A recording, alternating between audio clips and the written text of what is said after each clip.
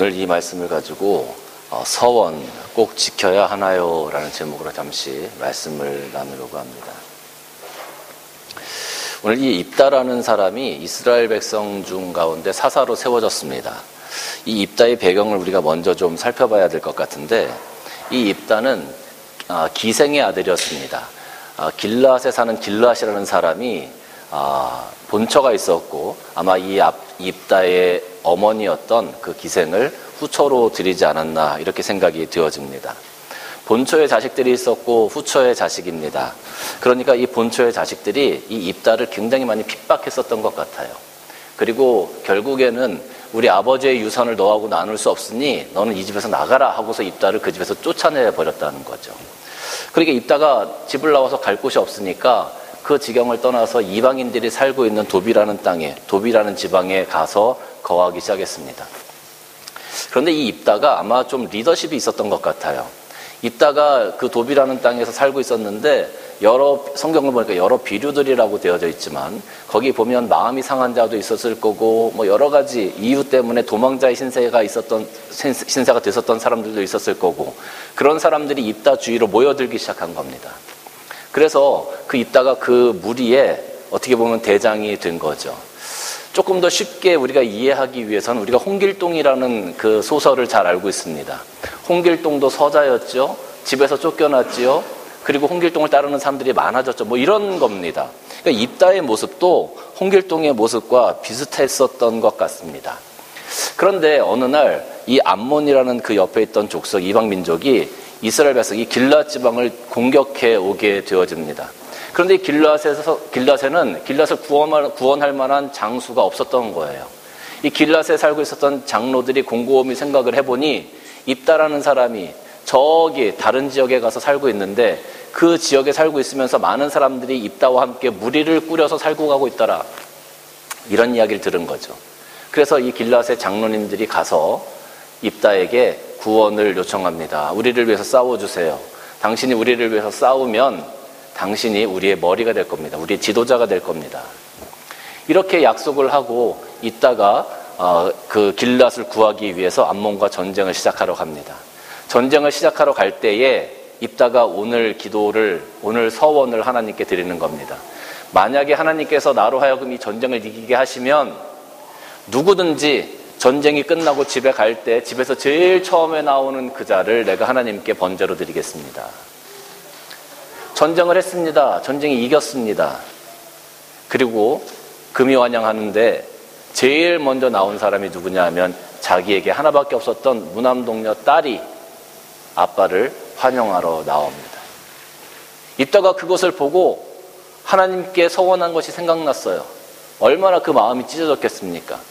하나님께 약속을 했고 하나밖에 없는 무남동녀 딸이 맞이하러 나왔어.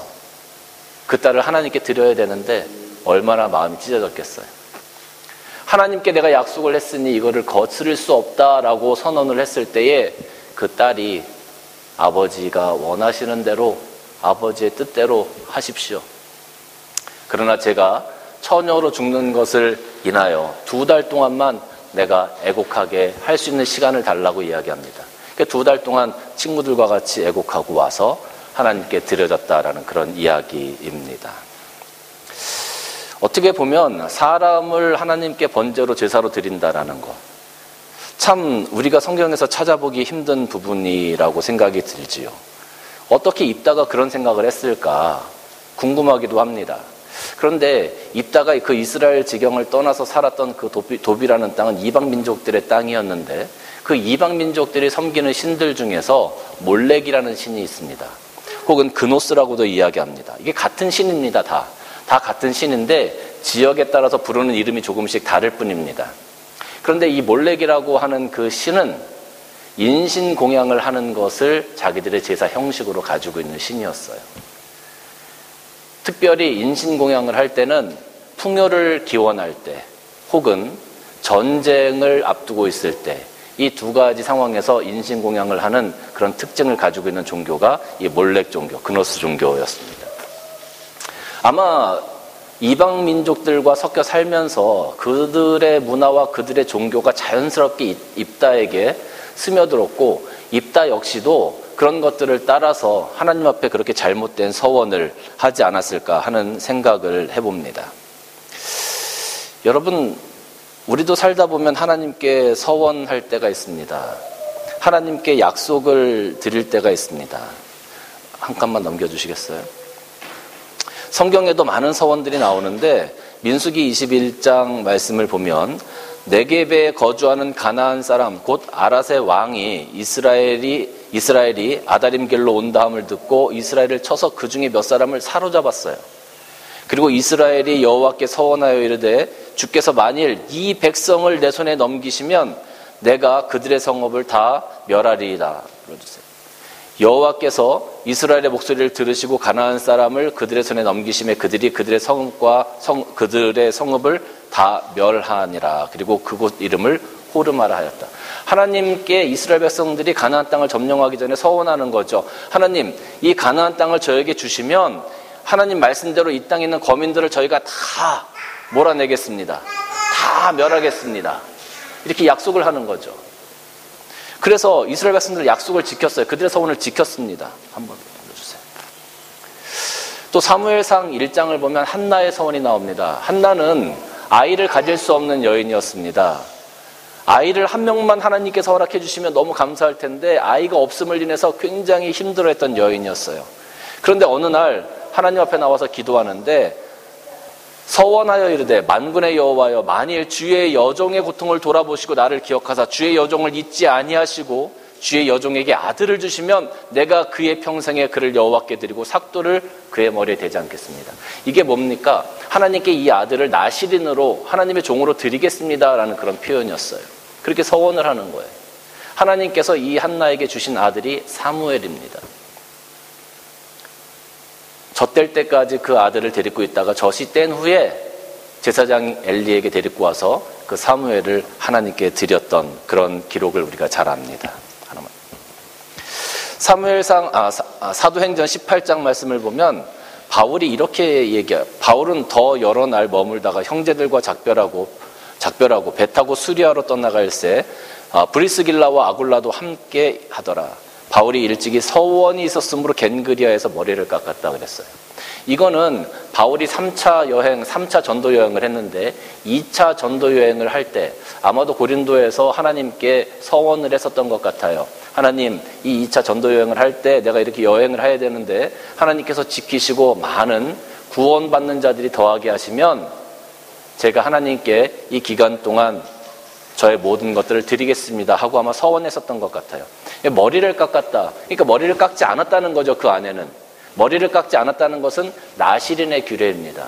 그러니까 하나님께 나의 것을 모든 걸 드렸다. 맡겼다. 그런 의미로. 이제 그 모든 기간이 끝났고 다시 예루살렘으로 돌아갈 때쯤 돼서 이 머리를 깎게 된 거예요. 그러니까 하나님께 서원한 것을 성경 많은 곳에서 그것을 지켜나가려고 하는 것들을 많이 볼 수가 있어요. 여러분, 우리가 하나님께 서원을 한다. 우리가 언제 서원을 할까요? 우리가 언제 서원을 할까요? 왜 서원을 할까요? 서원을 하는 이유가 뭘까요? 내가 감당할 수 있는 일이 있어요. 그래서 내가 그걸 잘 감당할 수 있어. 그러면 우리가 하나님께 굳이 서원하지 않아도 잘 해나갈 수 있습니다. 서원하는 이유가 뭡니까? 내가 감당할 수 없는 일이 있어. 나에게 너무 벅찬 일이 있어. 그런데 그것이 꼭 내가 필요해.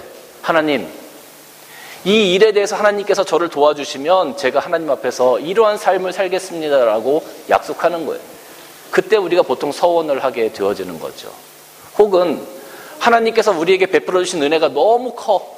내가 생각지도 못한 것을 하나님께서 베풀어 주시고 허락해 주셔서 그것에 대해 너무 감사하기 때문에 하나님, 제가 이렇게 하나님께 감사를 드리겠습니다.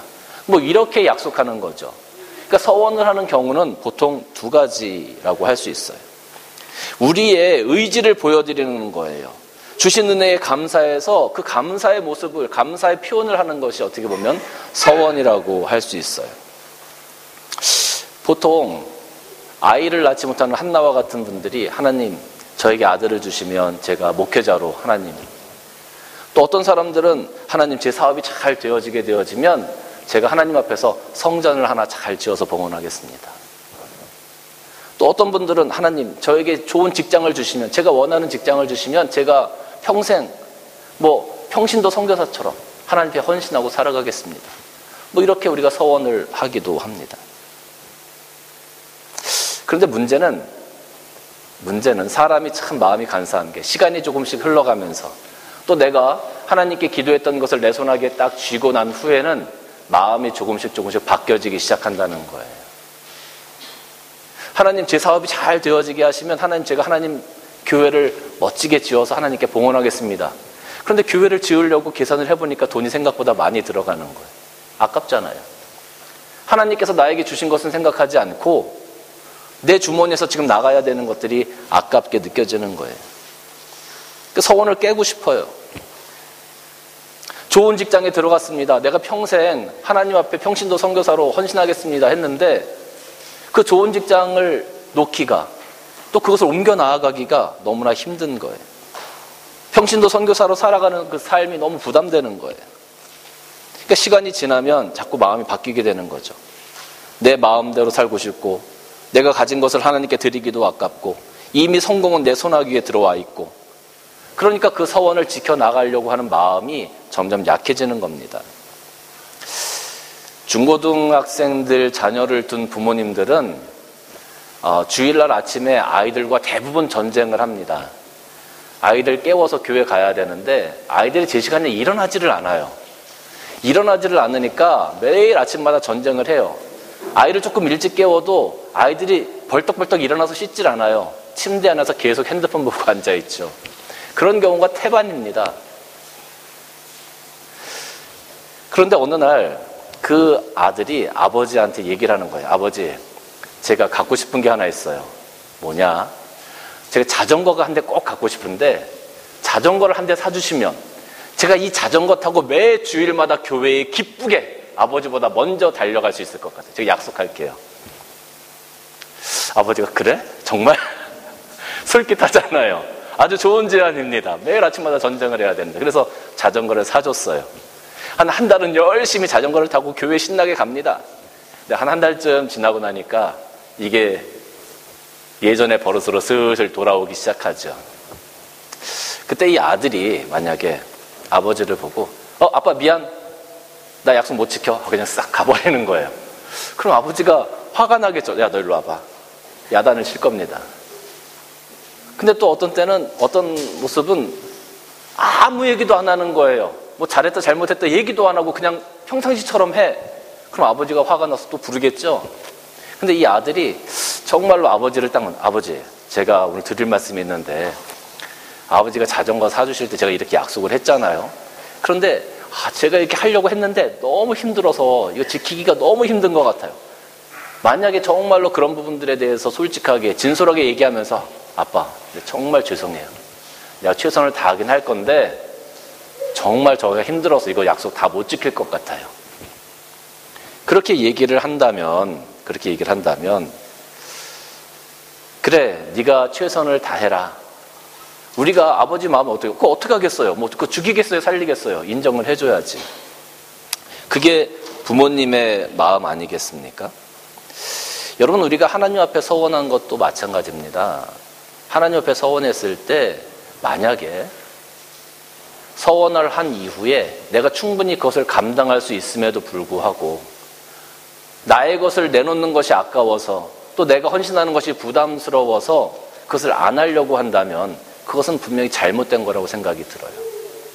근데 내가 감당할 수 없는 서원이 있어요. 내가 하려고 노력해도 안 되는 서원이 있어요. 그런 서원들을 했을 때는 우리는 그 서원에 대해서 충분히 하나님께 기도하고 회개하고 그 서원에 대해서 철회할 수 있도록 해야 되는 것이 오히려 신앙적인 지혜다라는 겁니다. 근데 이 서원이라는 것은 기본적으로 제가 여러분들에게 이렇게 말씀드리는 것은 내가 하나님께 서원했는데 이제 안 지켜도 그럼 나는 회개만 하면 끝이네. 여러분들에게 어떤 자유함을 드리기 위해서 이런 말씀을 드리는 게 결코 아닙니다. 하나님께 서원을 했으면 기본적으로 여러분 그 약속을 지키려고 하십시오. 노력하십시오. 사람과 사람이 약속을 해도 약속을 지켜야 되는데 하나님과 약속을 한 그것을 왜 지키지 않으려고 그래요? 서원을 지키지 않는 것은 하나님께 죄가 된다고 성경은 이야기합니다. 여러분들이 할 수 있는 것이라면 반드시 하십시오. 나에게 허락하신 것 감사해서 내가 하나님께 무엇을 드리고자 했다면 드리십시오. 시간이든 봉사의 직분이든 여러분의 마음이든 무엇이든지 하나님께 드리십시오. 그것이 정상적인 겁니다. 근데 오늘 입다의 모습을 보면 입다가 서원을 했잖아요. 서원을 하는데 하나님께 잘못된 서원을 한 겁니다. 과연 하나님께서 사람을 제물로 드리는 것을 기뻐하시겠습니까? 하나님께서 기뻐하시지 않는단 말이에요. 그냥 자기 열심에서 잘못된 서원을 한 거란 말이에요. 그 전쟁에 꼭 이기고 싶으니까 하나님께 잘못된 서원을 했어요. 더군다나 그 제사의 형식이 하나님께서 원하시는 제사의 형식도 아니고 이방 신들에게 드려지는 그런 제사의 형식, 잘못된 서원을 한 거란 말이에요. 여러분, 만약에 어떤 사람이 자기 주머니에 1,000원짜리 한 장 없는데, 하나님, 제가 하나님께 너무 감사해서 제가 1,000만 원 하나님께 헌금하도록 하겠습니다, 이렇게 기도를 했어요. 근데 그 1,000만 원을 헌금하려고 하니까 당장 주머니에 1,000원짜리 하나도 없는데 어떻게 하겠어요?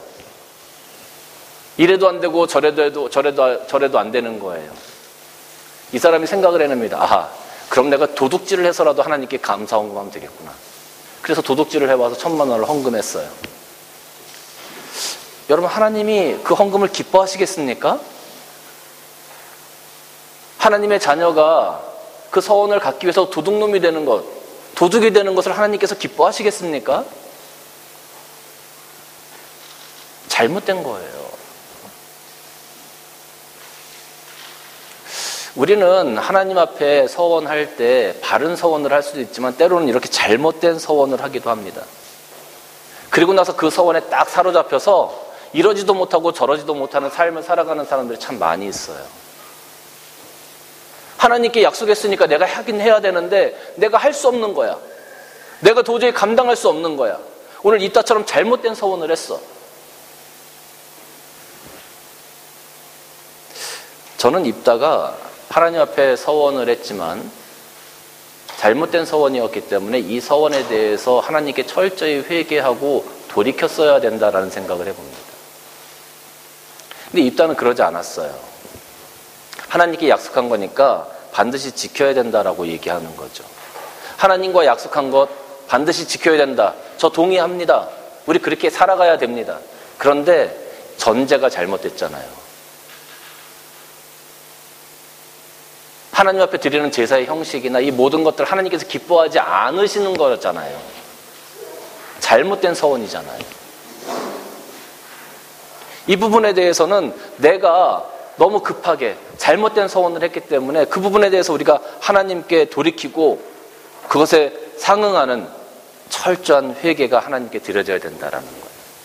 어떤 분들은 잘못됐든 잘됐든 하나님 앞에 너희가 서원을 했으면 반드시 지켜라, 이렇게 말씀하시는 분들도 계시는 것 같아요. 그런데 여러분, 우리는 조금 잘못된 신앙관, 그런 어떤 고집스러운 신앙관에서 조금은 벗어나야 될 필요성이 있는 것 같아요. 제가 아까도 말씀드렸지만 서원한 것을 깨라고 여러분들에게 말씀드리는 거 절대 아닙니다. 하나님 앞에 약속한 것은 반드시 지키십시오. 내 상황, 내 여건을 바라보면서 하나님께 드리는 게 아까워서 이걸 깨야 될까? 그런 생각 절대로 하지 마십시오. 약속했으면 지키십시오. 그런데 제가 지금 말씀드리는 것은 죄된 서원, 잘못된 서원, 하나님께서 기뻐하지 아니하시는 서원에 대해서 여러분들에게 말씀드리는 겁니다. 입다가 이렇게 하나님께 서원하고 딸에게 얘기했을 때 그 딸이 아버지한테 이야기합니다. 아버지가 하나님께 약속했으니까 그대로 행하십시오. 제가 따르겠습니다. 제 뜻대로 하지 마시고 아버지의 뜻대로 하십시오. 제가 이것과 비슷한 장면을 성경에서 떠올렸는데, 예수님께서 겟세마네 동산에서 기도하실 때에 이제 내일이면 십자가를 지셔야 되는 거예요. 그때 그것이 너무나 힘들고 그것이 너무나 부담스럽고 그때 하나님 앞에 기도합니다. 아버지, 하실 수만 있으면 이 잔을 제게서 옮겨주시옵소서. 그런데 제 뜻대로 하지 마시고 아버지의 뜻대로 하옵소서. 이 입다의 딸의 모습을 보면서, 이 입다의 딸이 아버지께 이야기하는 모습을 보면서 그 모습이 생각났어요. 그리고 나서 입다의 실수, 입다의 잘못 때문에 입다의 딸은 무슨 죄가 있어요? 아무런 죄가 없어요. 그런데 하나님께 번제물로 드려졌다라는 거죠. 그것을 보면서 십자가에 달리신 예수님은 무슨 죄가 있어요? 아무 죄가 없어요. 입다의 딸은 아버지의 죄 때문에 하나님께 드려졌지만 예수님은 오늘날 우리들의 죄 때문에 그렇게 하나님께 드려졌다라는 부분. 그 부분이 이렇게 오버랩이 딱 되는 거예요. 입다의 잘못된 서원, 잘못된 선택 때문에 그 딸이 하나님께 드려졌는데 그 드려지는 모습이 예수 그리스도께서 십자가에 달리실 때의 모습과 비슷했다라는 거죠. 오늘 이 입다의 모습, 이 사사기 11장에 나와 있는 이 입다의 모습은 저는 이 모습을 보면서 이렇게 쭉 설교를 준비하면서 서원에 관한 이야기이기도 하지만 이것은 예수 그리스도에 관한 이야기이기도 하구나라는 것을 깨닫게 되었습니다. 죄를 지으면 그 죄에 대한 대가는 반드시 생명으로, 반드시 피의 값으로 하나님께 드려져야 된다. 오늘날 우리가 죄를 지었기 때문에 입다의 죄 때문에 입다의 딸이 죄도 없이 하나님께 드려진 것처럼 생명을 드린 것처럼 우리의 죄 때문에 아무 죄가 없으신 예수 그리스도께서 하나님께 그 생명으로 우리의 죄를 대속해 주셨구나. 그 모습의 예표가 여기 사사기에 또 하나 있다는 것을 발견하게 되어졌다는 거죠. 사랑하는 성도 여러분, 우리가 하나님 앞에 서원할 때는 굉장히 신중해야 합니다. 급하다고 막 하나님께 서원하거나 그렇게 해서는 절대로 안 되는 거죠. 잘못하면 입다처럼 하나님 앞에 잘못된 서원으로 죄를 만들어갈 수 있어요. 서원을 할 때는 신중해야 합니다. 그리고 하나님께 서원을 했다면 그 서원을 반드시 갚아야 합니다. 그러나 나의 욕심 때문에 내가 그것을 하기 싫어서 하나님과의 서원을 깬다면 그것은 분명히 하나님이 죄로 여기신다고 했어요. 그러나 오늘 입다처럼 잘못된 서원을 했어요. 죄된 서원을 했어요. 하나님께서 기뻐하지 아니하시는 서원을 했어요. 그렇다면 그것은 반드시 철회하고 하나님 앞에 회개하는 기도를 드림으로 말미암아 오히려 하나님께서 기뻐하시는 우리의 모습을 세워나가야 할 거다라는 겁니다. 오늘 입다의 모습을 바라보면서 우리 성도들이 잘못된 서원 때문에 그 부담감을 가지고 평생을 살아가시는 그런 분들이 아니라 이제는 그 서원을 하나님 앞에 내려놓고 회개하고 여러분들이 하나님 앞에서 조금 더 자유롭게 살아가실 수 있는 여러분들이 다 되어지시기를 주님의 이름으로 간절히 축원합니다. 기도하시겠습니다. 주님 감사합니다. 오늘 입다의 모습을 바라보면서 우리가 하나님 앞에 어떻게 서원해야 하는지 또 그 서원을 어떻게 지켜나가야 하는지를 잠시 살펴보았습니다. 우리 삶 가운데 하나님께 아직도 가지고 있는 서원들이 있다면 또 그것을 내가 지키지 못하여서 마음 졸이고 있는 거룩한 부담을 가지고 있는 사람들이 있다면 이제 그 서원을 하나님 앞에 내려놓고 하나님께서 기뻐하시는 모습으로 회개하며 살아갈 수 있는 우리 모든 성도들의 삶이 될 수 있도록 은혜를 더하여 주시옵소서. 예수님의 이름으로 기도드리옵나이다. 아멘.